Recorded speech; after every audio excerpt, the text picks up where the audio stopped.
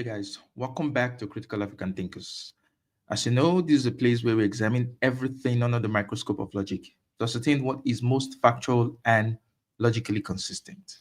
So today we're going to be looking at the life and times of Charlie Kirk, which in my opinion has become MAGA Jesus, right? He's now the Messiah and the prophet of the MAGA movement. No, the MAGA movement to me is akin to a religious movement where Trump is the god, and Charlie Kirk obviously is a prophet in that movement. And now that he's been quote unquote martyred, his life has been is now being essentialized. He's now being looked at as some figure. But you know what? I'm going to be looking at Charlie Kirk, not the way he died, but the way he lived his life. I'm going to be looking at him the way he lived his life. And I'm going to be judging him based on how he lived his life. Not just because someone was tragically killed, doesn't make them automatically become a good person. Now, there's no doubt that Charlie Kirk might have been a good person personally. I mean, to those that he knows, he might have been a fantastic person. He might have been a fantastic husband, a fantastic friend, a fantastic father, but I don't know him personally, so I can only judge him based on his public persona. And based on his public persona, the summary for me is that Charlie Kirk wasn't a good person. He wasn't a nice person. He was someone who thrived in sowing division and discord amongst people, trying to create an ideological divide left and right, and so on and so forth. He built his fortune, he built his brand along that lines, which is very weirdly anti-Christian. In my opinion, many of these MAGA people who profess to be Christians, very, very, very, very anti-Christian, because that's not the way Christ lived his life while he was on earth, right? So there are certain things that are fundamental to understanding who Charlie Kirk was. There are certain principles, there are certain tenets, and I've compiled like 10 of them, and I've put them into sort of a 10 commandments for Charlie Kirk, right? So I'm going to go through each one of them and just give my thoughts. I can see Steve. Steve, how are you doing? I'm going to bring you on later on in the show. Let's have a conversation. But let me just go through all this first. I'm going to go through each of the points and just give my thoughts on, what I think Charlie Kirk stood for and the way he should be remembered, right? Now, it's a sad thing, obviously, that he was murdered. Nobody should be killed for their beliefs. Nobody should be killed for their ideas, their ideology, their political position, their religious position, anything whatsoever. That should never happen to anyone. And I feel sad for Charlie Kirk, right? I am empathetic towards him, even though to him empathy is a made-up word. I'm empathetic towards him, not just because him being killed. He's a human being just like me. He has a family. His family, they are going through so much pain at this point in time. So let's dive right into the gospel of Charlie Kirk and see what it says. So the first commandment I have compiled here for Charlie Kirk is be pro-life, but only when the baby is a fetus, right? And I'm going to demonstrate it with his interaction with some other people, especially when he's debating with kids on college campuses. So let's go. A fetus is in utero. What does fetus mean in Latin? What the? I'm sorry. Is this It means little human being.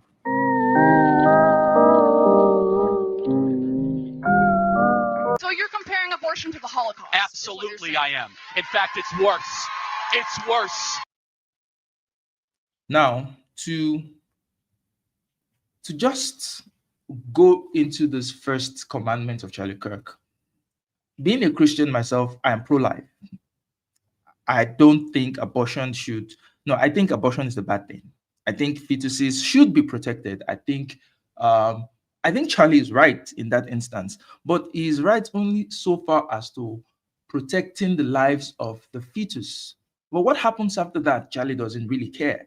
So it just seems very hypocritical that you would only care about life up to a certain point, and after that point, then everything goes right. So many in the MAGA movement, many in the conservative right-wing movements, they're always, yes, the fetus, we're championing for the fetus because it's life is precious.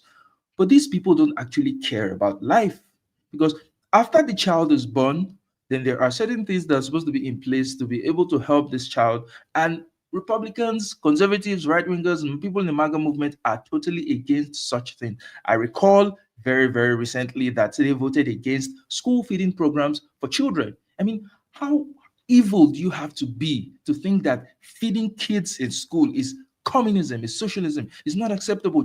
Or the parents should feed their children at home. If Charlie was really, really pro-life, it would extend beyond you trying to control a woman's body. That's another conversation. It would extend beyond you being pro-life only so far as it regards the fetus. It would extend to something like supporting the child tax credit, which Kamala Harris was gunning for, which would help parents to be able to take care of the children. Besides, Charlie doesn't even care about children. For example, the children in Gaza who are being currently genocided. It's worse. This was what Charlie had to say about the deaths of children in Gaza. Remind you, this person who is pro-life. He said the deaths of women and children in Gaza are the fault of Hamas, not Israel. Just like the deaths of deaths in Japan during World War II were the fault of Japan, not America. When a government engages in unprovoked murderous aggression, they are to blame for everything that results. Now, on the surface value, this makes sense, but it actually doesn't make any sense. We are all appalled by what Hamas did on October 7th, but it doesn't justify more than 20,000 children being killed at this point in time by Israel. Supposing someone comes into your house, for whatever reason, someone comes into your house and maybe kills your family. Do you think it justifies you taking the law into your hands, going into their house, deliberately executing their children? I mean, where does the statement two wrongs don't make a right, where does it even factor in this conversation? Where does it factor in this conversation? Children are starving in Gaza because of the actions of Israel at this point in time. Children are being killed in Gaza, being sniped in Gaza because of the actions of Israel at this point in time. Charlie doesn't have empathy for them. He doesn't have sympathy for them. I mean, the lives of those children don't matter because they're not fetuses. If those children, maybe if they were still in their mother's belly, Charlie would care. But he doesn't care. So this just shows that his pro-life stance is hypocritical. If you're only going to be pro-life up to a certain point and not after that point, then it doesn't make any sense. You should care about life. And the flippant way in which these MAGA people talk about life just shows they don't value life. Later on, we're going to see where Charlie Kirk says that it is acceptable. It is an acceptable price to have some gun deaths every year in defense of what the Second Amendment. I mean, who reasons like that? Of course, obviously, you don't live in a perfect society. People are going to die by gun violence. But to state it that it is an acceptable price to pay shows just how much, how little he and they in the MAGA movement value life.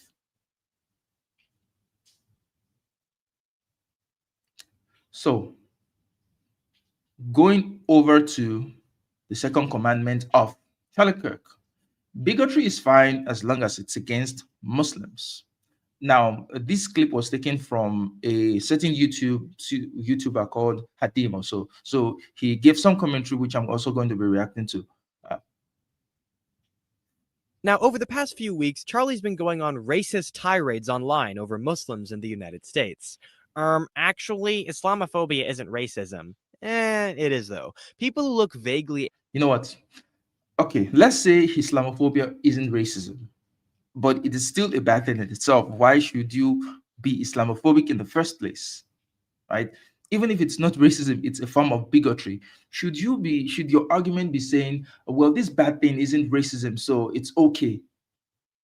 It doesn't make any sense. And as we'll go to see later on, there were a lot of Islamophobic tendencies that Charlie Kirk had. He just had this distaste and this dislike for Islam and Muslims. Now, as a Christian, you know, I can almost get that. I can almost understand that, yes, this is a religion that is fundamentally different from your religion, right? You want your religion to be primary. You want your religion to be at the forefront. But when it goes beyond that, goes beyond advocating for your religion to trying to bring down another religion, trying to, be against another religion. When it goes beyond that, then it becomes problematic. And that was exactly what Charlie Kirk wasn't so much promoting his own religion as he was trying to bring down some other person's religion, and not just bringing down some other person's religion, attacking them for their faith, not for what they did personally, but just collective guilt. The same thing that Charlie Kirk would bitch about white supremacy. You're saying white people, there's collective guilt to white people. He did the same thing with Muslims. Now, I have my own issues with Islam, no doubt, but I think that despite the obvious flaws of Islam and so many other religions, you should judge people based on their actions, not based on their religion. Because if you want to really go into it, you're going to see terrible things in almost all religious texts, and you're going to see terrible behavior being displayed by people of all religious faiths. So why single out Islam, right? When you're singling out Islam, then it goes to the point of Islamophobia, which we're going to see currently in this interaction. Arab or brown get profiled as Muslims all the time. Sikhs get hate crimed because people think that they're Muslims because they're brown, wear turbans, and have beards. Charlie literally did this himself on Twitter when he mistook the mayor of Calgary for being Muslim when she was Sikh because she was brown. So yeah, there is absolutely a racial component. But even if he wasn't racist and just Islamophobic, Islamophobia is still bigotry. So how is Charlie Kirk Islamophobic? First, take a look at his commentary about New York City mayoral candidate Zoran Mamdani. Mamdani, who is a self-described democratic socialist, surprised even progressives when he not only won the New York mayoral Democratic primary, but won it by 12 points. Mamdani is also incredibly based. So naturally, Charlie Kirk would have a problem with him. Although the way he criticized him was interesting. He tweeted, "New York City is likely to elect a Muslim socialist as mayor. This is quickly becoming one of the biggest threats to our country. Pay attention." Now, what is wrong with Charlie Kirk? Why did he have to highlight the fact that this person was Muslim? Is there a problem with being Muslim that Charlie Kirk had to put it in that? Imagine if Charlie Kirk had said something about New York City is likely to elect a black socialist, a Jewish socialist. Why was it necessary? A Christian socialist. Why was it necessary to invoke? What does this have to do with, what does this have to do with policy, with his policy proposals or policy positions? How does him being a Muslim, how does it affect his ability to govern? In what ways has he inserted his religion during this campaign for enough for it to be a problem? In what ways? But Charlie Kirk felt the need to highlight because somehow that triggers something in the minds of Americans. It triggers, there's this revulsion. But despite that, Mamdani was able to win in a place where you have a whole lot of non-Muslims, a place where you have Jews, you have Christians, and so on and so forth, which goes to show that people understand the message that this guy is trying to pass across. But Charlie just reduces himself to identity politics. He reduced this person to his religious faith. Nothing more than that. There is no critique of the policies that this young man is bringing to the table. No, he's a Muslim, so you should be afraid of him. You should be scared of him. You shouldn't want to vote him in. Is Bernie Sanders referred to as a Jewish socialist? I mean, Bernie Sanders regards himself as a socialist, but has it ever come up where he's referred to as a Jewish socialist? So what the hell is going on there? After Mamdani won the primary, Charlie tweeted this. 24 years ago, a group of Muslims killed 2,753 people on 9/11. Now a Muslim socialist is on pace to run New York City. Now, his intentions are becoming much more clearer. Now he's trying to associate Mamdani with terrorists. He's trying to associate him with terror. Now, imagine if every time a Christian candidate comes out, and then an atrocity or atrocities committed by Christians, he's brought up to highlight, to say, this person is a Christian. Christians did such and such terrible things. Do you really want this person in this position? Does it make any sense? Does it make any sense? What is the correlation between 9/11 and Mamdani running for mayor of New York City? What is the correlation? Because he's Muslim? You haven't seen Christians do terrible things. You haven't seen. I'm a Christian, and I'm not going to lie that there are many people who do terrible things in the name of my faith. It doesn't mean my faith is bad.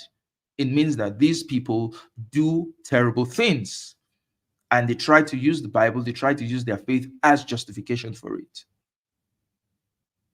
One has nothing to do with the other. People should be judged based on their actions. Isn't this supposed to be a right-wing thing? Isn't this supposed to be a conservative thing of personal responsibility? Why is Mamdani being held responsible for the actions of other Muslims? Why is he being held responsible for the acts of terrorists as he come out in support of terrorism? Enough for this association to be made about him by Charlie Kirk. But this just reveals his clearly bigoted against Muslims. It shows Charlie's bigotry against Muslims, and it is very plain. So the guy that's about to be NYC's next mayor wants to boycott and sanction Israel. First ever major candidate to say so. But that has totally nothing at all to do with him being Muslim? You know it does. You are just terrified about the social cost of saying it publicly. It's okay, I'll do it for you. Charlie thinks he's such a big boy. He's able to say the socially unacceptable things. He's so confident, right? He can say the terrible things that nobody wants to say. You know, you're just being mean. You're just being mean. There's no there's no courage in that. You're just being mean. And besides, you're talking about being a New York City mayoral candidate. Let me even see what he said lastly. You know, that the fact that Mamdani wants to boycott a country that is carrying out a genocide. The fact that Mamdani says that I am going to follow international law and arrest a war criminal. This has something to do with his religion. I mean, other countries, I mean, there are other groups as well that are against the actions of the state of Israel at this point. Many of them Jewish themselves. Does that make them Muslims? So the Jewish people like Dave Smith, people like Bernie Sanders, who's come out to say now that Israel is committing a genocide in Gaza. Those people, they're doing it because they are Muslim. You see, the thing about these right-wingers is that they cannot think beyond their bigoted noses. They can't see beyond that. They can't look at the world and try to analyze all the complex factors. They're so reductionist. They're just going to reduce it to one thing, because they are thriving with fear mongering. They want to create fear. They want people to fear Muslims. Islam that I don't like. But the truth is, in a multicultural society, what you should be trying to do is, instead of trying to ban religions or trying to stereotype people for their religion, how about you hold everybody accountable? How about you have a society where everybody is under the same set of rules and regulations, the same laws? If there are aspects of a religion that is incompatible with the secular law of the country, let the secular law take precedence. Let it take primacy. Let it deal with it. Nobody, for example, is supposed to, being a Muslim, carry out Sharia law in a place like the United States where you chop off people's hands. That should not be allowed. The law should be able to take care of that. But that doesn't mean people should not be able to practice their faith and their religion. If there are aspects of their religion that they are trying to practice that is against the law of the land, that should be taken care of by the laws. That is the fundamental basis of separation of church and state, which we'll get to in an instant, because Charlie Kirk obviously doesn't believe in separation of church and state. He believes in separation of religion and state, if that religion is not Christianity. But when it is Christianity, he does the opposite, which is weird because even Christ did not advocate for something like that. Give unto Caesar what is Caesar's. But the social cost of saying it publicly. It's okay, I'll do it for you. A few weeks ago, he tweeted out this. This is New York. We are being conquered and they are rubbing it in our face. Islam is steadily enveloping the West. Then there's a video of a TikTok that shows... Now, Talking about conquest, there is no religion that doesn't have the conquest mindset, at least in the sense of trying to propagate itself. Now, the way they do it might be different. Islam isn't unique in this instance. Christianity, literally, part of the motivations for colonialism, some European powers, they justified their colonialism because they said they were bringing the gospel to savages. In fact, there was a pastor of recent who was saying that, slavery and colonialism was a good thing because it brought Christianity to Gentiles, to savages, people who do not know Christ. So, and if you look at many parts of the world today where you have Christianity as a fallout from colonialism, that is conquest. That is conquest. So what are you talking about? Muslims today, are they trying to conquer the West by violent means? I mean, the Muslims in the West, are they trying to conquer it by violent means? If they're reproducing, if people are converting to their faith, it's voluntary, as long as the people are not being coerced into becoming Muslims. I don't see a problem with that. As a Christian, I'd rather want everyone to be Christian, but to achieve that by political means is a no-no for me, and I don't think that you should use political means to achieve such a thing. It's always voluntary. People should be able to proselytize and get people to convert to their faith. If their faith appeals to other people on a voluntary basis, then it is what it is. So when you're saying they're trying to, what exactly are they doing that is conquering New York or conquering the West? What exactly are they doing? The Shia Muslims celebrating Ashura in New York. The TikTok adds intimidating music to scare the viewer.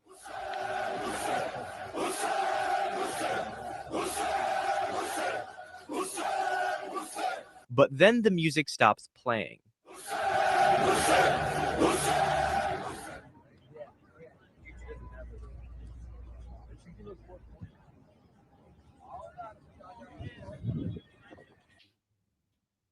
Now, that is the problem. That's the problem with propaganda, and it's very easy to carry out propaganda in this day and age of the social media. Narratives can be fabricated. It is fabricated as though these people, look at that sinister sounding music, like these people are trying to take over. But Muslims are not the only ones who have their celebrations in the US.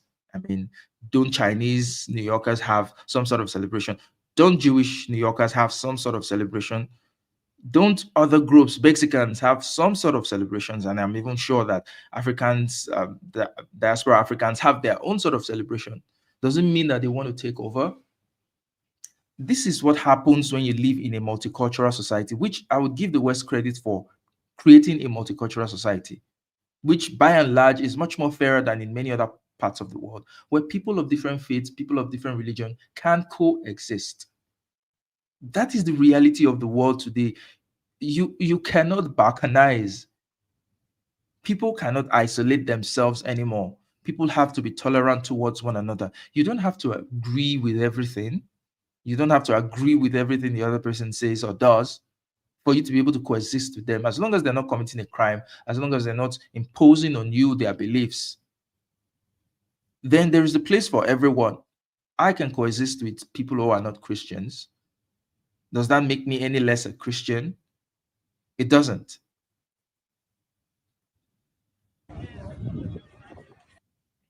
Now, the third commandment, conquest is good, but only when done by Christian countries. Yeah, this is another commandment by Charlie Kirk. For anyone that has eyes to see and ears to hear and actually reads the Hadith and reads parts of the Quran, you know that conquest is an Islamic value. And conquest, just as I had highlighted earlier, all religions want to propagate themselves. George Bush said that he was told to invade Iraq by God. Whatever. He said he was told to invade Iraq by God. There was a US general that said about the war in Somalia that the reason that the US won was because their God was bigger, his God was bigger than their God. So there's always some sort of Christian religious motivations driving some of the actions of these Western countries and governments. But it's so vanilla. It's so normal. It's so accepted that it's a default. If it's Christianity, then it's not a problem. It's not religion anymore. It's just normal. But any other religion, oh, there's something with it. Again, I'm Christian. I'd rather everyone be Christian. But I would only like that to happen by voluntary conversion. I don't think that the political machinery, that the powers of government of the state should be used to enforce a certain religion. I don't think so. I don't think it's good for a multicultural society. Because if you want to do that, then Christians might be in charge today, and then you set the precedent that whoever is in charge gets to impose their religion. What happens tomorrow? Maybe Hindus they get in charge, they get in power, they have all the political power. Would it be acceptable for them to push their religion via the mechanism of government for everybody to accept their religion? No. So I'm looking at it from an objective standpoint. Charlie Kirk is looking at it strictly from a religious standpoint, and he's going to accuse others of being the religious. They're the ones that are being motivated by religion. Islam has conquest values. They seek to take over land and territory. Yeah. So the next commandment is that separation of church and state is bad, according to Charlie Kirk. Obviously, for all other religions, it's good. Separation of church and state is good. But when it comes to Christianity, it is ultimately desirable. And that reveals a fundamental hypocrisy with Charlie Kirk. Let's get into it. And Islam does not believe in separation of mosque and state. Again, there is no separation of church and state. It's a fabrication. It's a fiction. It's not in the Constitution. It's made up by secular humanists. It's derived from a single letter that Thomas Jefferson wrote to the Danbury Baptist Convention. Of course, we should have church and state mixed together. Our founding fathers believed in that. We can go through the details of that. They established literally a church in Congress. Anyway, separate issue. Okay. More importantly, let's forget church and state. All right. So according to Charlie Kirk, one of the problems of Islam is that it doesn't believe in the separation of mosque and state. Fundamentally, that's a principle, right? That's a principle. So any religion that doesn't believe in separation of church and of religion and state, there's a problem there, because religion can get mixed into it, and it causes a whole lot of issues. And in the next breath, Charlie Kirk is saying there should be no separation of church and state, expressly against what Christ himself said. Give unto Caesar what is Caesar's, and to God what is God's. Fundamentally, that is the basis for separation of church and state. I mean, the Catholic Church messed all that up when they merged religion and state for centuries. But the early Christians were not so much concerned with the secular political arena or world. They were not trying to infuse their religion into the state. No, they were just trying to live their lives. Under a secular authority, the Bible tells us that if you live under a secular authority, then you should obey the authorities, because there is no authority that doesn't come from God. So even those secular authorities were instituted by God, so you have to obey them. So Charlie Kirk, because he's not a Christian, because if he was a Christian, he'd understand this. Because he's not a Christian, he is advocating for a merger of church and state. And he's going to try to justify it with his morality arguments that he's going to give here. Okay. Can we both agree there is no separation between morality and state? I agree. Okay. It's just lawmaking. That's cool. That's where I really live in. What I'm saying, though, is the church should influence that morality. That's what I mean by that. Because at some point, people are going to have to make a decision of what is good and what is bad, what is permissible and not permissible. And I think the church or Christianity should inform those decisions. Now, there is certainly a divide between morality and state. The state isn't always moral. If the state were always moral, then the Soviet Union, the Nazis, they would essentially be moral. So, again, I keep saying this, I'm a Christian, right? And as much as I want to say that all morality derives from the Bible, I don't think that's true. The Bible has the moral principles to guide us as individuals to live our lives in a very righteous way. But I don't think it's the only source of morality. Now, if you want to go into Christian theology, you would understand that God has put his conscience in everyone. So whether or not you're a Christian, that conscience allows you to be able to decide between good and bad, good and evil, to know what is right and what is wrong. Even the Gentiles not knowing God, they have seared in their conscience. So anyone who does those things according to, who lives by his conscience, that person is justified by God. However, in the Christian context, whether or not you're a moral person, there is one very important ingredient for having salvation, which is belief in Christ Jesus and his sacrifice. So it doesn't matter whether you're the most moral person in the world. If you don't believe in Christ, then obviously you're not going to be saved. That's the Christian position. And it has nothing to do with, it has really nothing to do with whether you're a moral person or not. You have to be a moral person. You have to believe in Christ. Those are the positions. You can have one without the other. I mean, you can have the morality in which, in the Christian sense, doesn't really mean anything. But in the secular sense, yeah, it's good because it makes you a decent person to be able to live. But if you want to go theological, then that morality has to be merged with belief in Christ and belief in God. So Charlie Kirk doesn't even understand his religion. He's just trying to force it down the throats of other people. Could inform those decisions. Yeah. So the next commandment is be as radical as Islamists, but pretend to be better. If you look at some of the beliefs of Charlie Kirk, they are no different from radical Islamists. They are no different. We're going to highlight some of them. This video is going to highlight some of them. So let's go. Let's do a comparison of the views of Charlie Kirk and radical Islam, intolerance of LGBTQ people. We must react politically. We must ban trans-affirming care the entire country. Donald Trump needs to run on this issue. Check. Yeah. So check. You would never find radical Islamists. You will never find them advocating for something like LGBTQ. They want to ban it just as Charlie Kirk wants to. So they are aligned in that regard. So why does Charlie Kirk think that he is morally superior to them in that regard?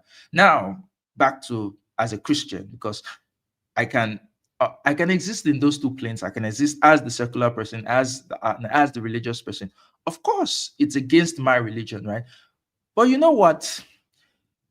It's a free world. People can do whatever the hell they want. I'm not going to be a gay person. I'm not going to be trans. Am I going to stop other people from being that? No, it's their business. If someone wants to change themselves to another gender, good for them. That's their business. That's between them and their creator. That's between them and themselves. It's none of my business. But to say you want to ban it, while you aren't you're not any better than the radical Islamists. You're essentially the same. Supports rigid patriarchy. Hi, Charlie. I'm Addie, and I'm 14. I'm a freshman in high school, and I was wondering, as someone who has a different opinion on college, what would you say the pros and cons are? Because I'm interested in political journalism. Let me also speak to some of the young ladies here in high school where who's here where your top priority is get married and have kids? Raise your hand. Okay. Interestingly, I think there is an argument to bring back the MRS degree. And no, seriously. And just be clear, that's why you're going to college, right? Don't lie to yourself. I'm studying sociology. No, you're not. We know why you're here. And that's okay, actually. And that's a really good reason to go to college, actually. If you think about it, I say college is a scam, but if you're going to find your life partner, that's actually a really good reason to go to college. Check. So according to Charlie Kirk, the highest priority that any woman should aspire to is to become a housewife, to become a wife and a mother. Forget all your desires, forget the fact that you can contribute to society in any meaningful way. And this is a rigid patriarchy that he has in common with radical Islamists because they believe in that same thing too. In a twisted turn of events, now that Charlie Kirk has died, his wife has been made CEO of Turning Point USA. This should have Charlie turning in his grave because that's not what women are supposed to do. Women are not supposed to be leading organizations. They should be at home having babies. That should be the essence of a woman's life. according to Charlie Kirk. So these people don't even they don't leave their talk. They don't leave their talk. If they're going to live according to the principles and tenets of Charlie Kirk, then his wife should have absolutely nothing to do with running the organization that her husband started. Because her husband believed in a rigid patriarchal system, which he shares with the radical Islamists. So check again.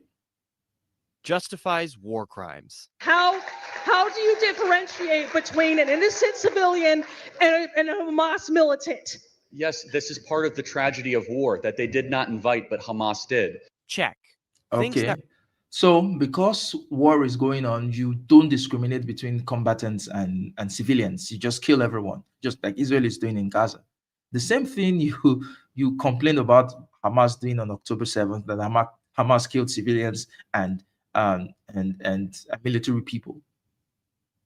That's the same thing you're justifying because, well, it's a war. Well, it's a war, so anything goes in war.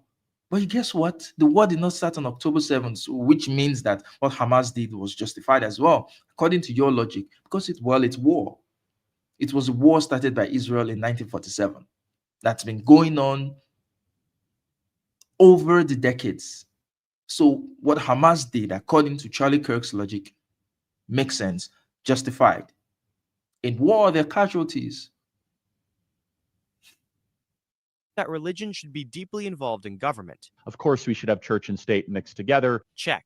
Yeah, so that's another fundamental thing that he has with Islamists, because of course they want religion and state to be merged together, and the same thing Charlie Kirk wants, merged together. So how different is he really from radical Islamists, apart from the fact that his version of radicalism is the Christian version? There is no difference fundamentally. And that's the thing about many of these conservative right-wingers. They have so much in common with radical Islamists. They are just unable to admit it. They are unable to admit it. The influence of the opposing religion is a fundamental threat to society. Large, dedicated Islamic areas are a threat to America. Check. And if you go to places like Saudi Arabia, they'd be making a similar statement in the opposite direction. That the Christian religion is a threat to their state. So and finally, intolerance of non-believers. Well, that one's obvious. Check. Yeah. So check. Charlie Kirk is not materially different from radical Islamists. He just pretends to be better. He pretends that his own version of radicalism is better because it happens to be Christian. Now, this is the 6th commandment. Always assume every black pilot is incompetent. Now, I think everybody would have seen this clip. This is where we go into the racism, the anti-black racism of Charlie Kirk, where he believes that if he sees a black pilot, he's going to automatically assume, boy, is this person competent enough, just based off the fact that the person is black. I have been flying for years. And 90% of the aircraft pilots have been black. Guess what? Still alive. What's going on there with these incompetent black pilots? By now, something should have happened, right? And that's why I think this United story and the DEI story hits so hard, because we've all been in the back of a plane when the turbulence hits, or when you're flying through a storm and you're like, I'm so glad I saw the guy with the right stuff and the square jaw get into the cockpit before we took off. And now, according to this moron, right? How you know who a pilot is competent is him having a square jaw. Obviously, black people don't have square jaws, so that precludes them from being competent pilots in the first place. And then Charlie Kirk takes it a step further, as though the stupidity of this guy wasn't enough. He said, let me top it up with some good old racism here. Feel better now. No, I mean, like, you want to go thought crime? Like, I'm sorry, if I see a black pilot, I'm going to be like, boy, I hope he's qualified. Yeah, that's what's good. With all the mishaps the aviation mishaps that are currently happening under Donald Trump. I mean, almost every week there is one aviation mishap after the other. Are they caused by incompetent black pilots? If that were the case, we wouldn't hear the end of it. If you wanted to take all the air traffic accident in history, you're going to find that you're probably going to have more white people being at the helm of affairs where these disasters happen. Does that mean that you're going to automatically assume that all white pilots are incompetent? Try to couch your racism as being anti-DEI is just, it's nonsense. And then the seventh commandment, of course, black women are all dumb. Seven commandments of Charlie Kirk.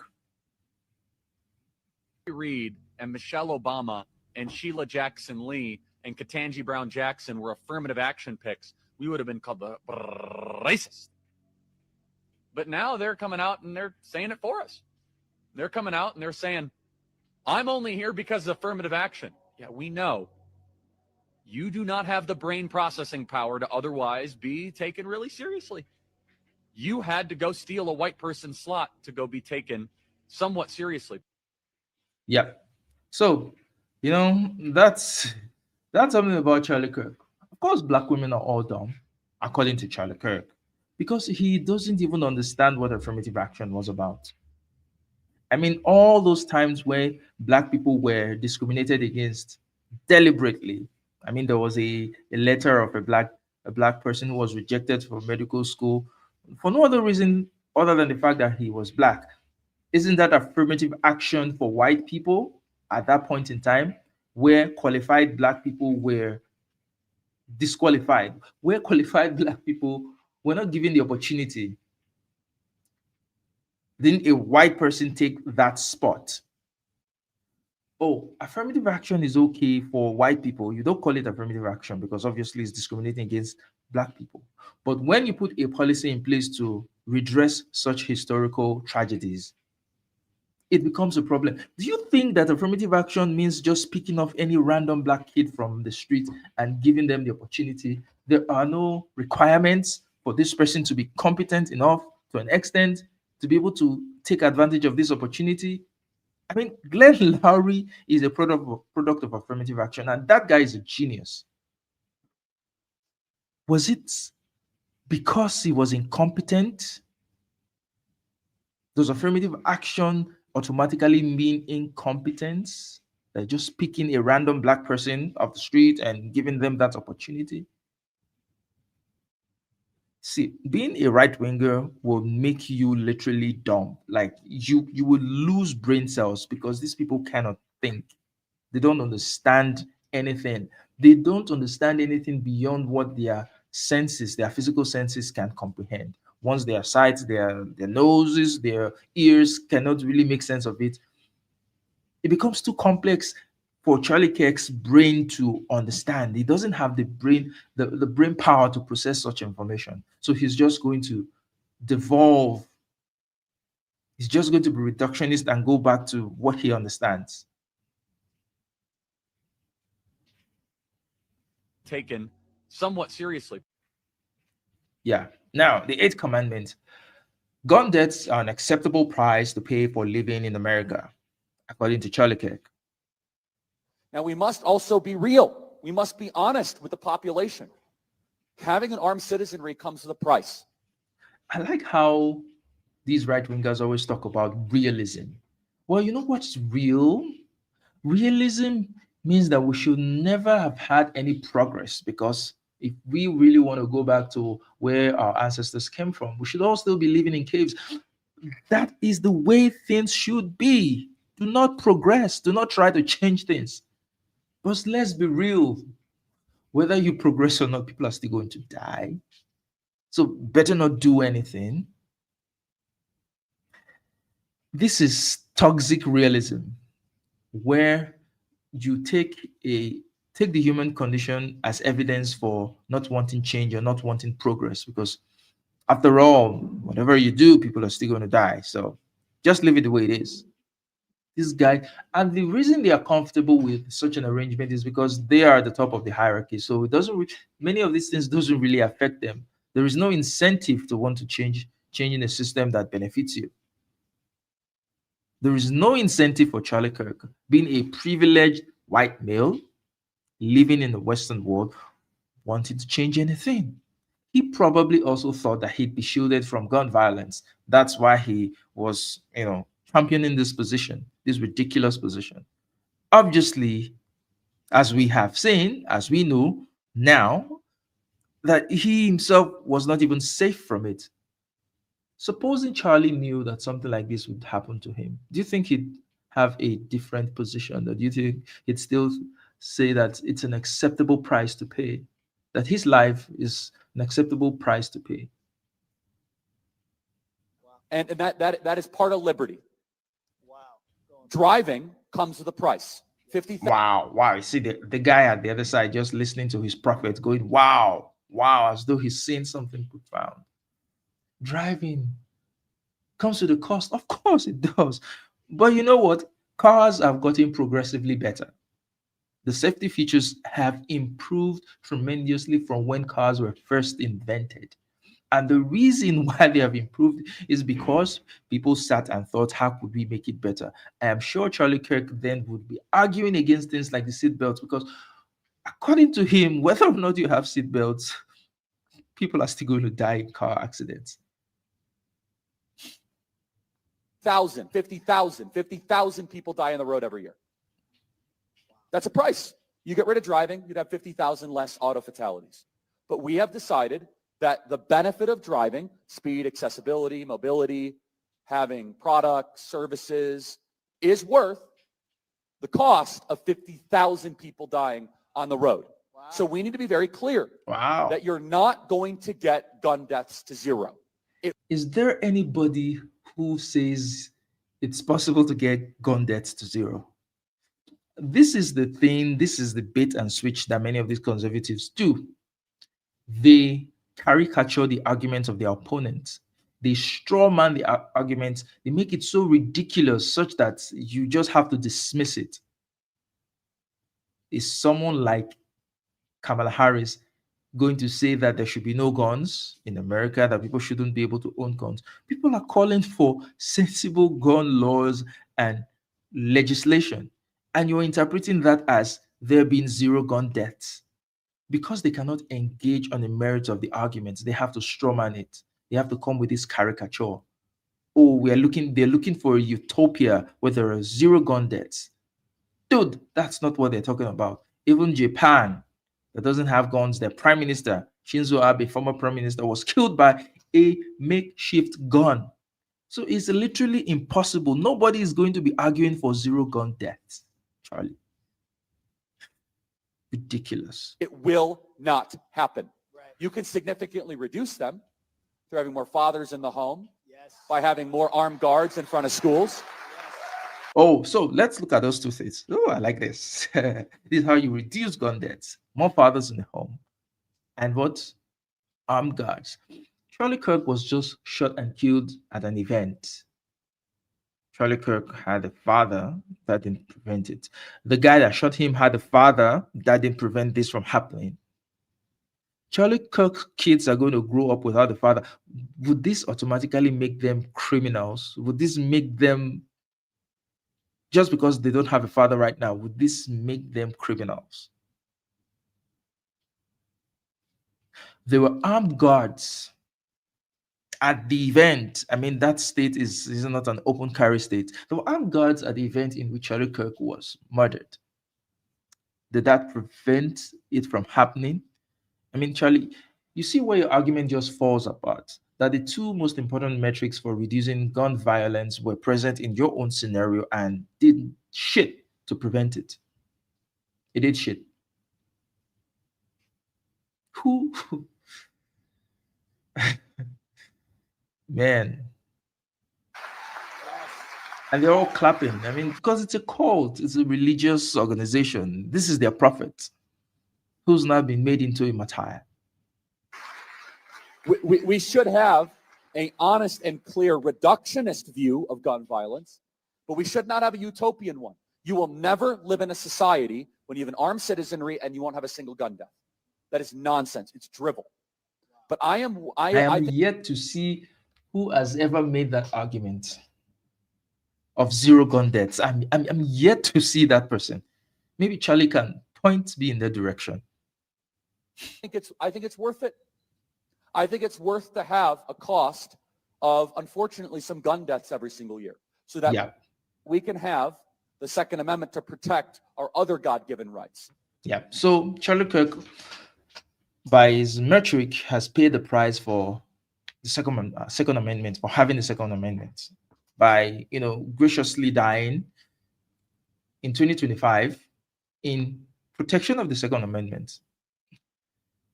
Do you think his wife would think it's okay for Charlie to have died? Do you think she sees his death as an acceptable sacrifice? As an acceptable? The thing with these people is that they look at human life as statistics, as though there are no real human beings behind that statistics. Charlie now has become a gun violence statistic.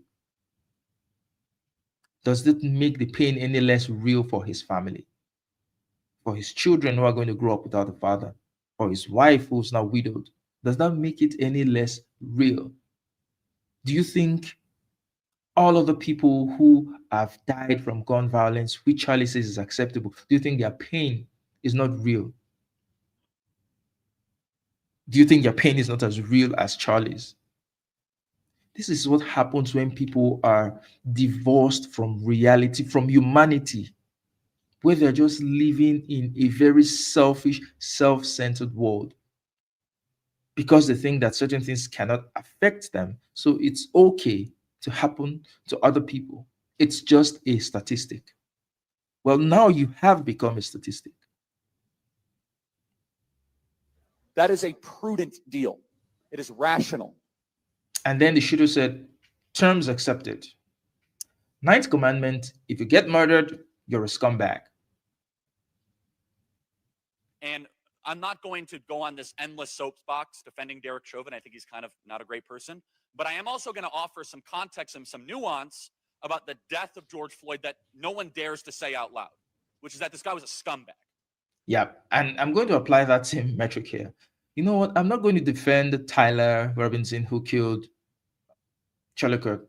He's not a good person. But also, I'm not going to be defending Charlie Kirk, who, as we have seen so far, was a scumbag, considering all the things that he did, what he believed, his rhetoric, and everything.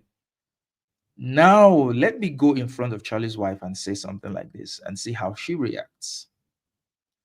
The point of George Floyd wasn't about George Floyd. The point was about extrajudicial killing. Even if George Floyd was a criminal, Derek Chauvin had no right to be judge, jury, executioner on George Floyd. That's the point that Charlie Kirk is missing. Floyd's criminal status is irrelevant to that. If he is a criminal, he was a criminal, let the law take its course. But Derek Chauvin decided to skip all that and just met out justice on his own. So when people are protesting for George Floyd, they are not protesting because they are protesting to protect a criminal. No, they are protesting to protect a fundamental principle of a free society. And because Charlie Kirk doesn't like this person, obviously George Floyd was black and Charlie Kirk is a racist, then he is able to forgo that principle of fairness, of justice. He's able to say, you know what, maybe it doesn't apply in this instance because this person isn't actually human. He's not human enough for these to apply to them. That's what Charlie Kirk is saying. So if you're a scumbag, it's okay if you get murdered. Or if you get murdered, you're a scumbag. It's your fault. Now, does that mean it deserves to die? That's two totally different. Yeah, similarly, does it mean that Charlie Kirk deserves to die? No. But I'm going to say what many people don't want to say about Charlie Kirk. He was a scumbag. And thank you, Charlie, for giving me the courage to be able to say that. You were a scumbag while you were alive. Thanks. Of course not. And finally, last but not least, the 10th commandment of Charlie Kirk: thou shalt have no empathy. Now, before this stream began, there was this comment that says, this comment that said, already in your title, you're perpetrating a lie. Charlie never suggested to have no empathy. He said he preferred the word sympathy. Starting off with a lie. I hope your content is better than that. Well, we're going to listen to Charlie. He did not say he preferred. He did not say he preferred sympathy. He said he doesn't like the word empathy. But first of all, what does empathy mean? Empathy is the ability to understand and share the feelings of other people, of another person, which means that you don't have to be that person to understand what they're going through. I don't have to be Charlie Kirk's wife to understand that she's hurting at this point in time. But Charlie thinks that's a bad thing. He'd rather have sympathy. What is sympathy? Feelings of pity and sorrow for someone else's misfortune. Those two things are fundamentally different things. I feel pity for you, for your misfortune. Instead of me to do the human thing, to put myself in your shoes to try to understand what's happening to you, Charlie thinks that's a bad thing. He thinks it's a bad thing. So let's hear it from the horse's mouth, dead horse's mouth. New communication strategy is not to do what Bill Clinton used to do, where he would say, I feel your pain. Instead, it is to say, you're actually not in pain. So let's just very short clip. Bill Clinton in the 1990s, it was all about empathy and sympathy. I can't stand the word empathy, actually. I think empathy is a made-up new age term that it does a lot of damage, but it is very effective when it comes to politics. Sympathy. So empathy does a lot of damage. So anyone who's been empathetic to Charlie Kirk at this point in time or to his family, you're obviously doing the wrong thing according to Charlie Kirk's philosophy and worldview. Now, this is the life and times of Charlie Kirk. This is not an exhaustive list, but as we can see, Charlie Kirk wasn't a good person from his public facing persona. From what we see in the public sphere, he wasn't a good person. He should not be lionized. He should not be a messiah of any sort. He should not be whitewashed. His life should not be whitewashed. Charlie's life would have meant a whole lot more if he knew Christ, if he lived a Christian life, if he lived according to the principles of the Bible, which preached love and tolerance and understanding, and trying to bring people together. But he engaged in divisiveness, condemning other people, hateful rhetoric, racism, Islamophobia, misogyny, sexism. These are the things that define Charlie Kirk. That is the memory of Charlie Kirk. Nothing else. So, tragic as it may that he was killed and murdered by an obvious criminal, tragic as it may, we cannot forget the fact that Charlie Kirk was a scumbag. So, that's it. And let me just put the link if anyone wants to call in. If Steve wants to call in and want to have a chat about this a bit, then we can talk about it. If not, that will be the end of the show. So that's my thought on all of this. But let me read some of the comments by Steve. Steve said selective outrage. Steve said, I think Charlie was actually right about this. I don't know what exactly that was. Leftists are hypocrites. They all want zero guns, but then cheer when Charlie got shot. But is that true, Steve? Do leftists actually want zero guns? Maybe you can come in and tell me that. Maybe I'm wrong, right? Do they actually want zero guns?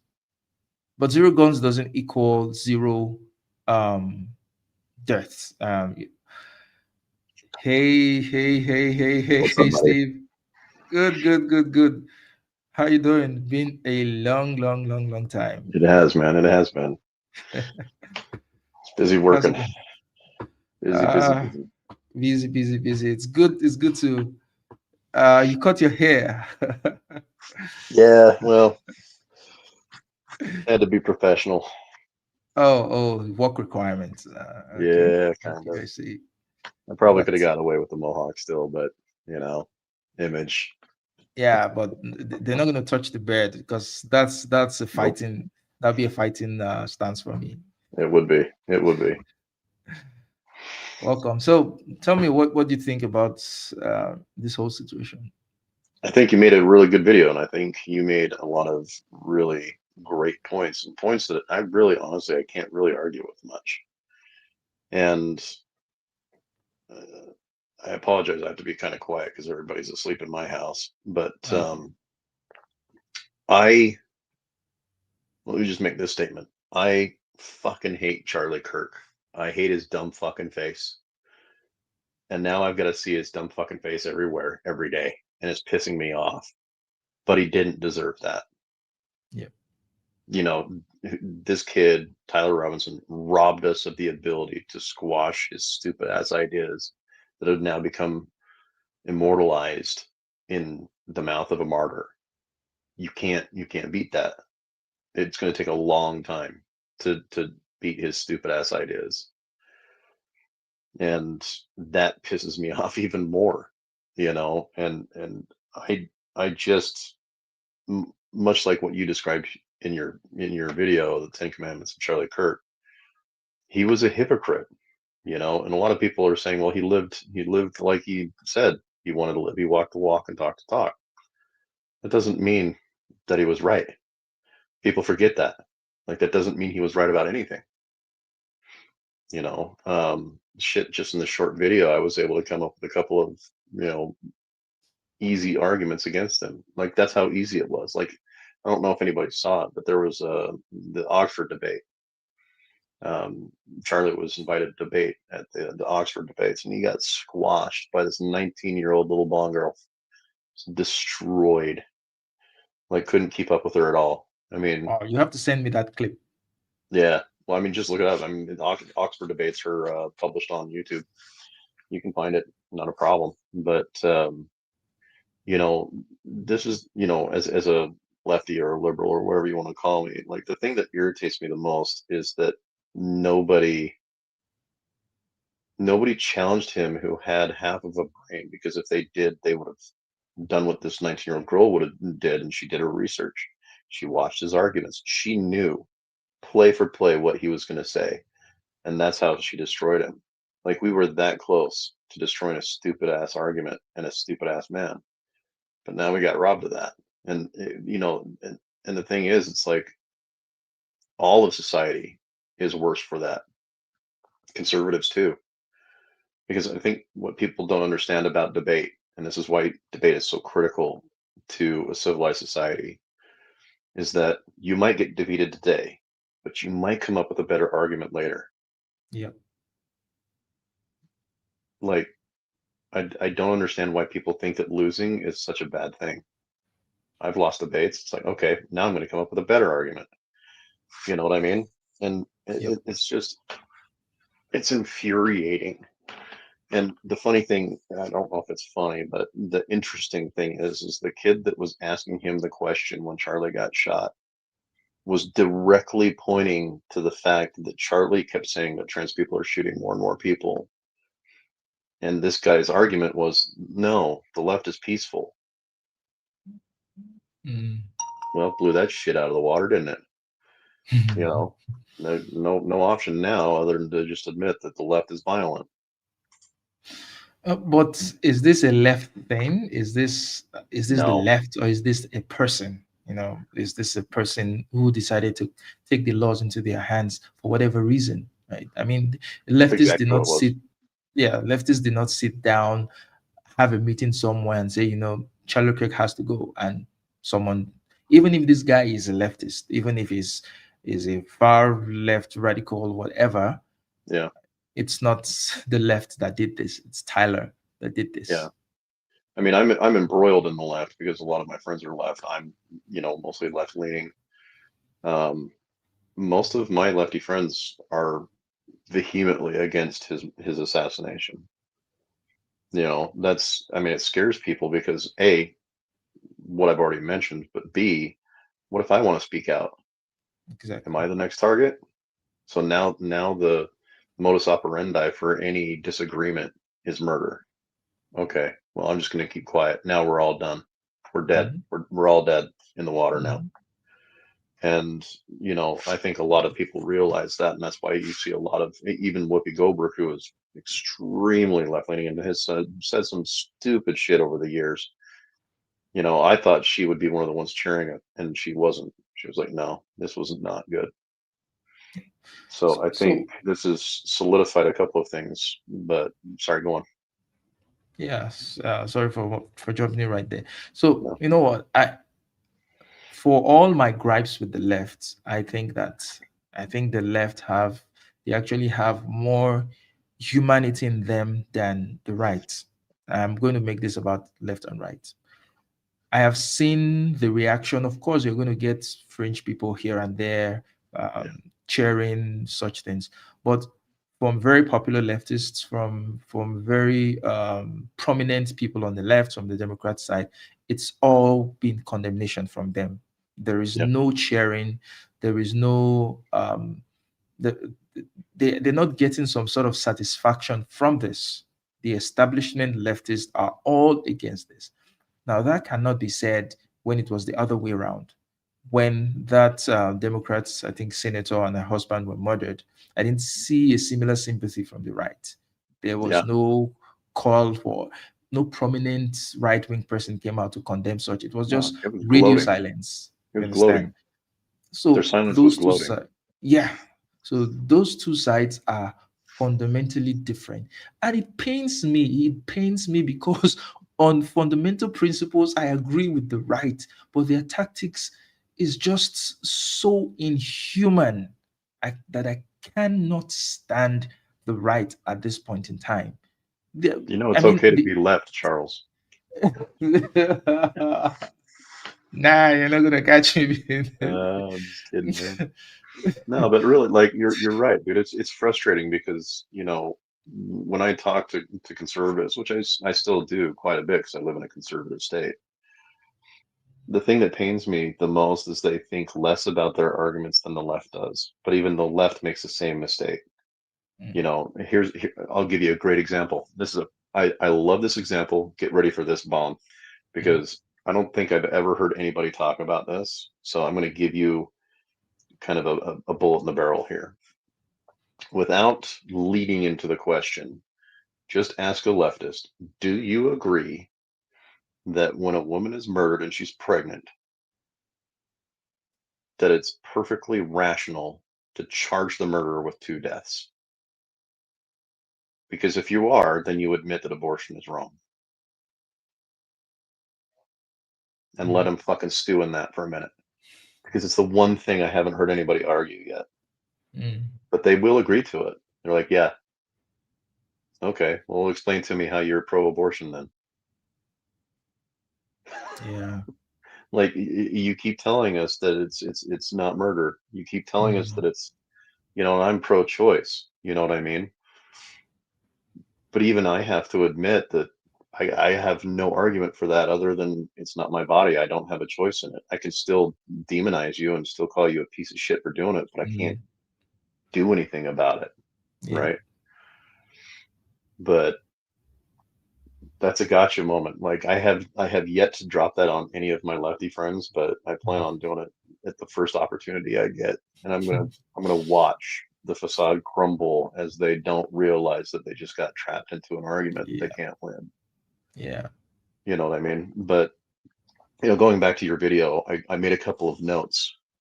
And as a matter of fact, we're going to start with, yeah, this fucking. That must be a lot of notes. It's just 2 pages. That's it. And they're small pages. So Charlie, when he was criticizing Muslims, right? We know a Muslim, Palin, right? That dude is more conservative than conservatives. Like, but I have here, it's like, Okay, it's a little bit of a joke, but Charlie criticizes Muslims because they're more conservative than he is. Which is insane. It is, but I mean, they are his goal. They are what he wants to be. right.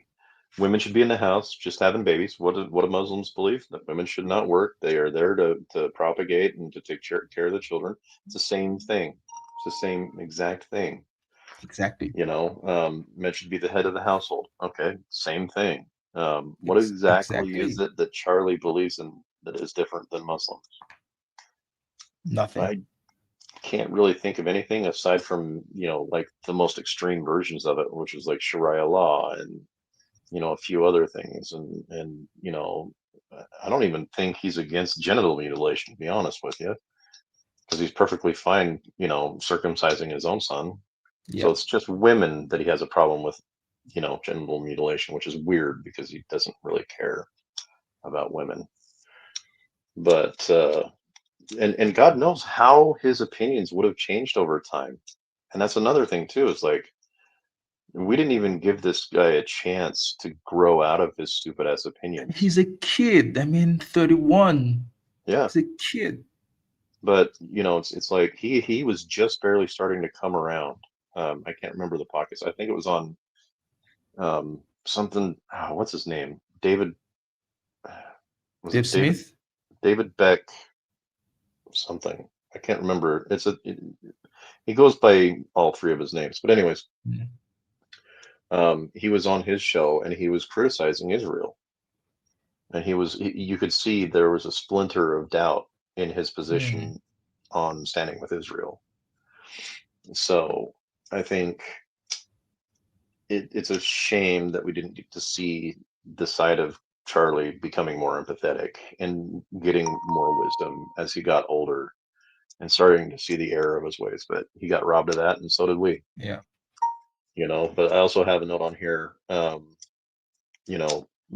of the greats, Hitch. He said religion gives normal people permission to say and do things the rest of us would find abominable. Yeah. And I think that's exactly explains what Charlie was doing with his rhetoric. Yeah. One thing I'd say about Charlie is that I think he sincerely believed what he was saying. And he genuinely believed that he's right. He was right. I don't think he was acting. I don't think he was playing a character. No, but that's what happens. Exactly who he said he was. Yeah. That's what happens when people are so convinced of their own moral position. I was Charlie Kirk a few years ago, and I was absolutely convinced of my positions. Yes, I mean, almost all the things that Charlie Kirk believed now, I believed then. And I would say it was interactions with people like you, Ogie, Stanley, that really began to shape my thinking in a different direction to say, okay, you know what? Maybe there's more to this than this, my understanding of it. Maybe there's another angle to it. Let me see what's there, right? And the world became my understanding expanded. So with people like Charlie, because they are so ideologically isolated, they are not allowing other information to permeate in. And who knows, maybe with time, if he had been allowed to leave, with time, if he had interacted with more people with the wisdom of age and maturity, he'd probably have come around to say that, okay, some of my positions are ridiculous, or maybe I can change them, and so on and so forth. That's if the financial motive doesn't get him locked onto a position where he doesn't want to threaten his finances and just feels like, you know what, I don't care. I'm just going to run with what I've always believed because, this is where my bread comes from. And you did all that work with a fraction of the interactions that he's had, which really kind of solidifies the ideological trap that he was engaged in. Like he could not give a foot because. So I'm gonna example Jordan Peterson here. Early Jordan Peterson was awesome. Yep. Because he could say, yeah, I was wrong about that. Now I don't know if he's capable of doing that. I haven't watched him. He's incapable of doing that. He's not capable of doing that anymore. So early Jordan Peterson could have said, yeah, I was wrong about that, but he had a lot of years and a lot of wisdom, and it wasn't until he got ideologically, entrapped, that became not possible anymore. And I think that's really kind of the broader message there, is that once you make a claim and you have to stick by it, and you're lying to yourself just to stick by it, you're done. You're lost. You've lost it. And I think whenever we would come into this room, it's like I've held pretty steady on my beliefs, but I also have changed some of my beliefs, or at least changed my opinion on the beliefs that I have, just by the interactions that I've had with you and others on here. I've had my eyes open to a lot of other different things that I hadn't had no knowledge of, because knowledge begets wisdom if used, appropriately. But, I'm grateful for the years that I spent on your channel, because I got to interact with so many different unique perspectives, even if I vehemently despise them in some cases. But it made me a better person. Like that was the best part about it. It made me a better thinker, made me a better analyzer. My arguments got better. I didn't speak on something unless I actually had knowledge and I had done the research on it.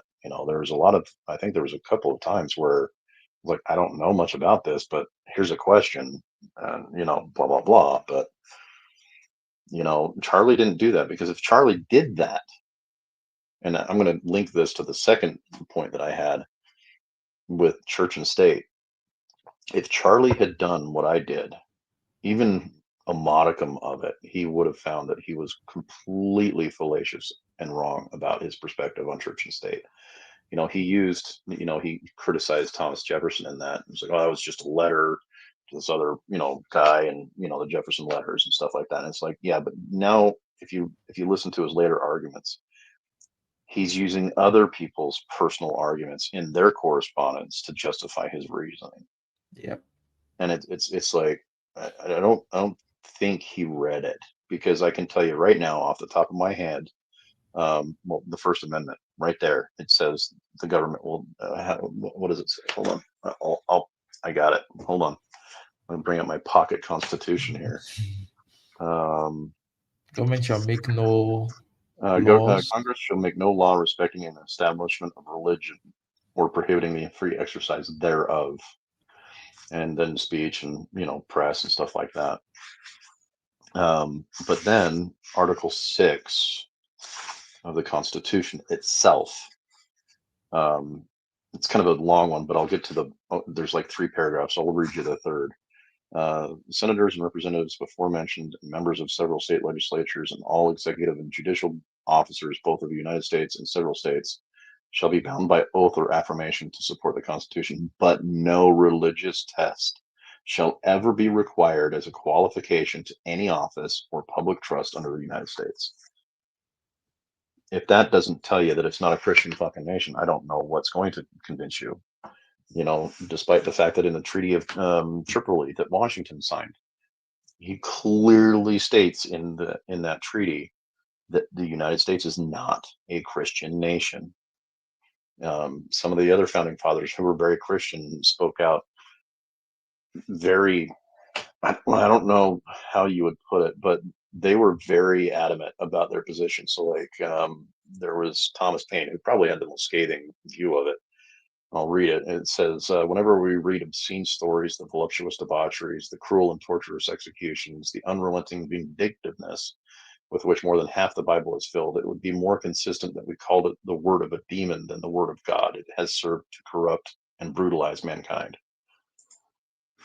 These guys were Christians, and they still understood the danger of using faith to justify some kind of Christian nationalism was an abominable and horrible idea.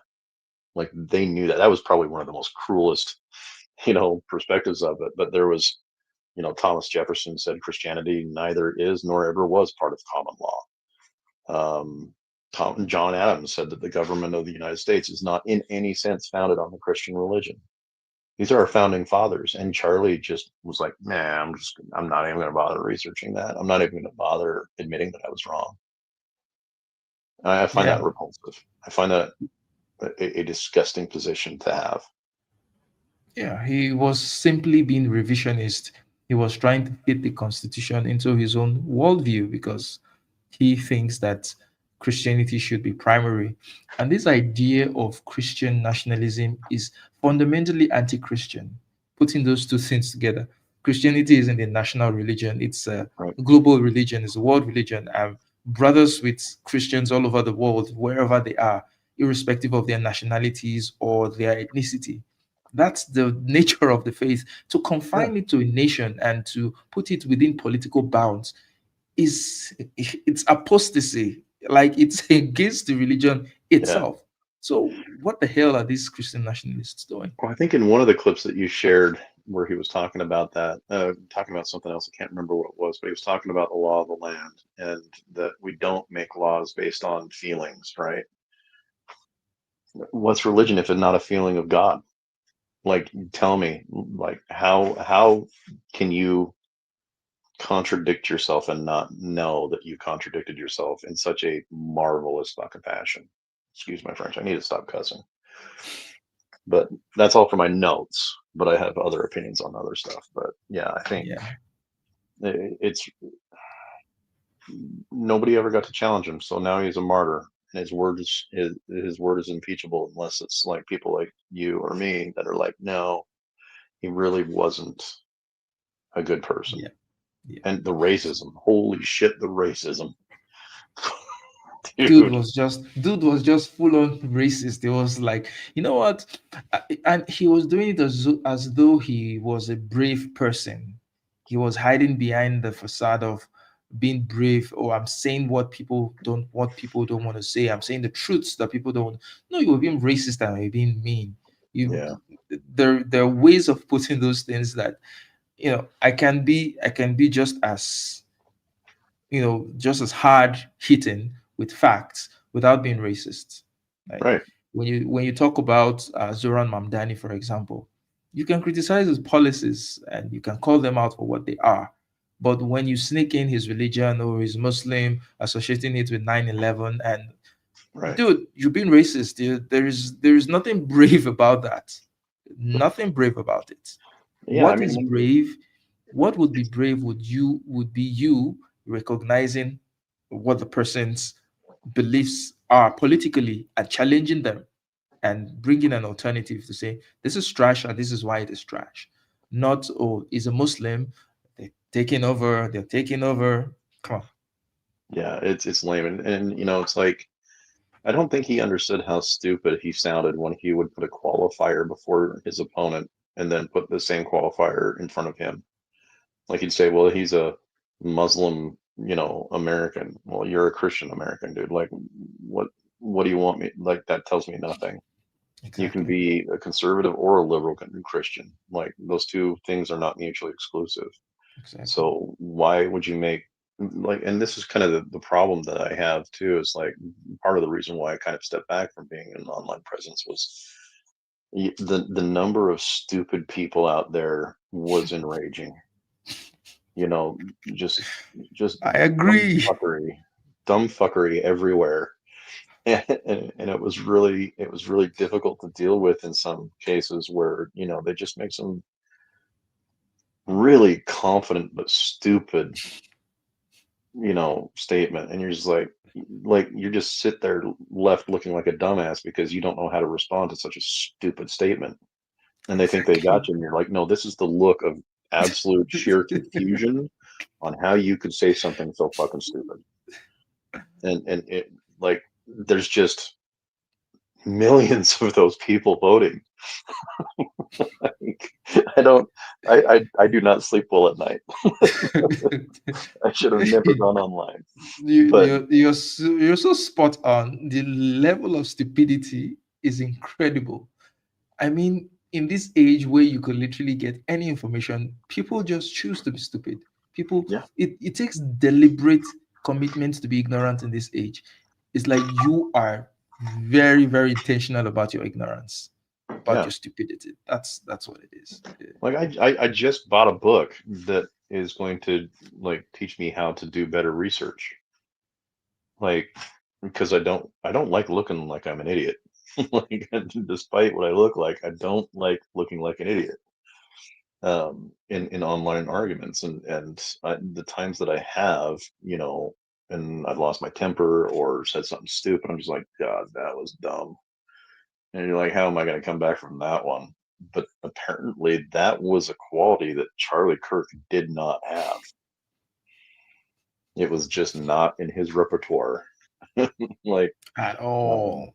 At at all. all. Yeah. And the lack of self-awareness in the MAGA movement is astonishing. I mean, you see, there was on Twitter, there's this right-wing guy who's now compiling lists of people to get fired because of their views on Charlie Kirk.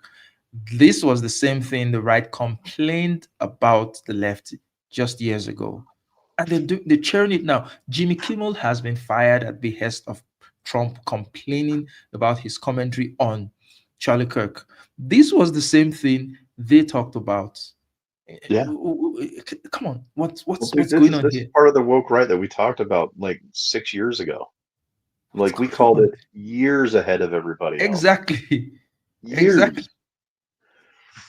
It's exactly the same thing. But yet And they'll this is sit there and stand they're on their so soapbox like it wasn't they're them. so whiny. The current MAGA people are so whiny, so thin-skinned, so insufferable. Like they are.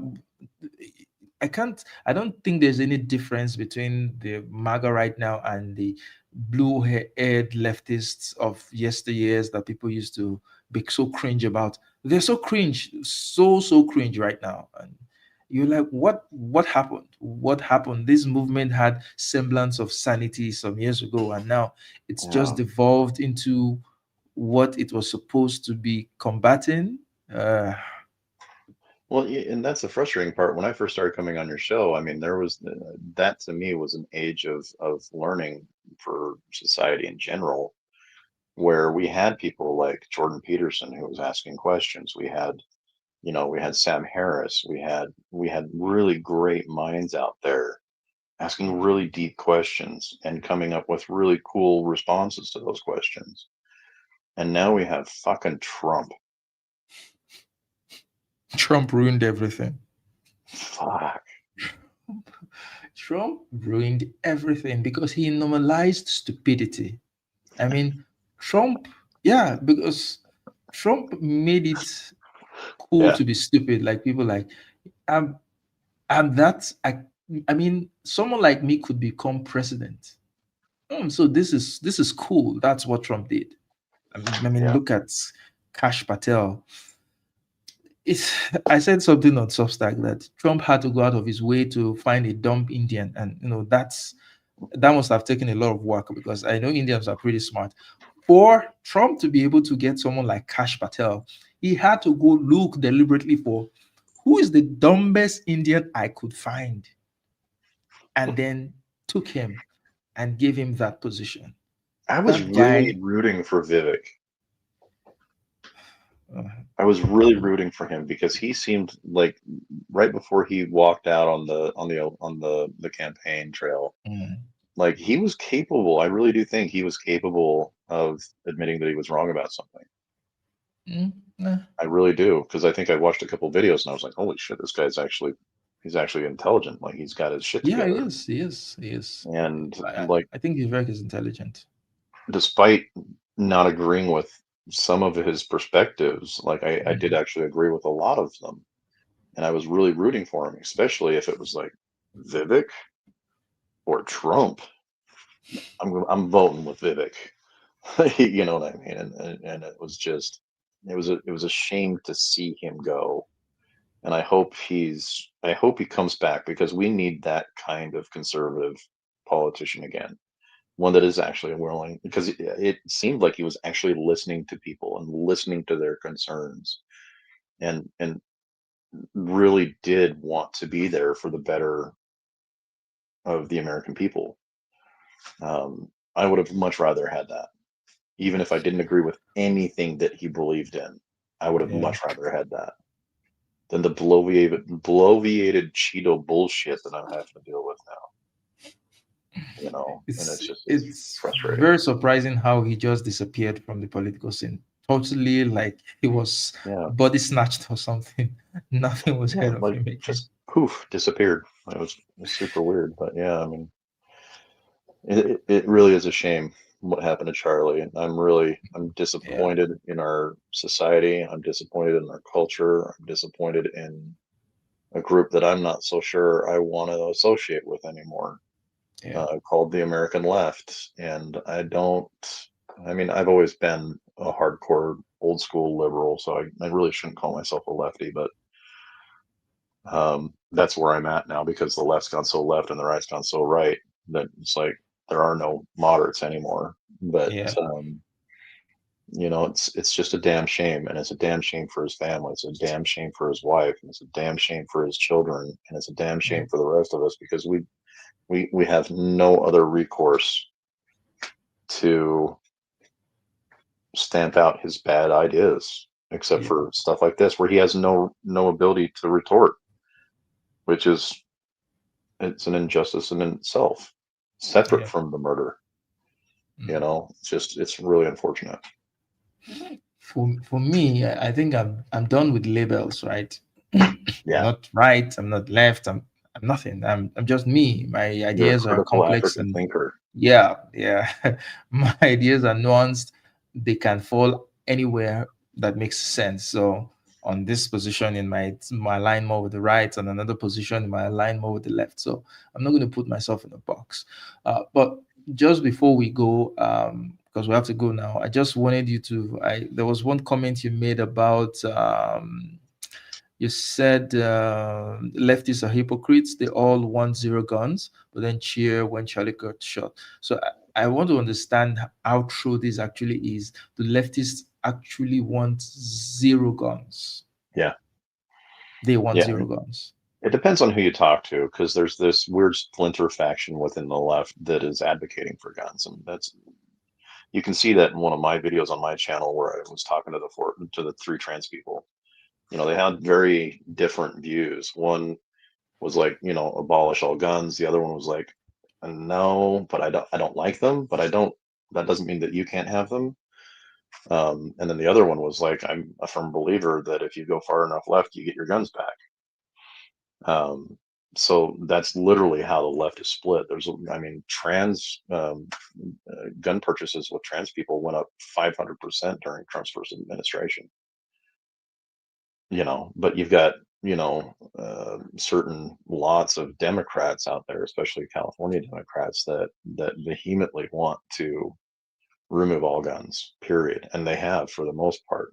Gavin Newsom, thank God, is somewhat of a Second Amendment advocate, although some of his beliefs about it is kind of stupid and antiquated. But they cheer for zero guns. A lot of them do.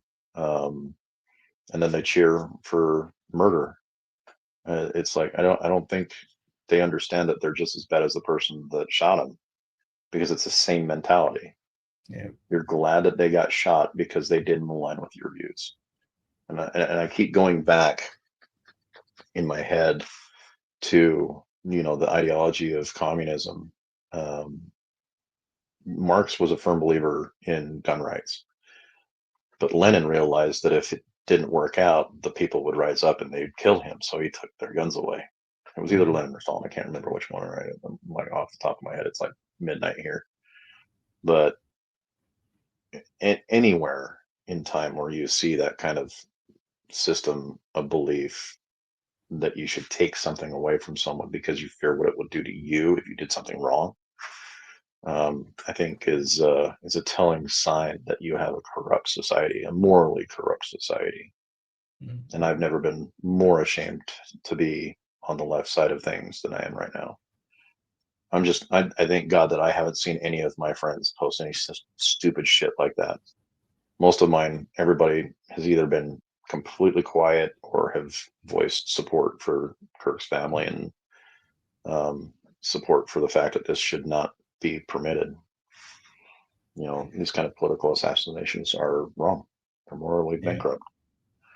So I'm glad that I've got myself surrounded with good people. Yeah, that's what's most important. So thank you so much, Steve. It was good catching up with you again. Absolutely. I really enjoyed talking with you. It's been such a long time. But Yeah, I miss you, buddy. yeah, so we'll talk. We'll talk soon. We'll have to go Yeah. now. Yeah. So have a good day. Have a great one. Have a great night. All right, man. We'll see ya. Yeah.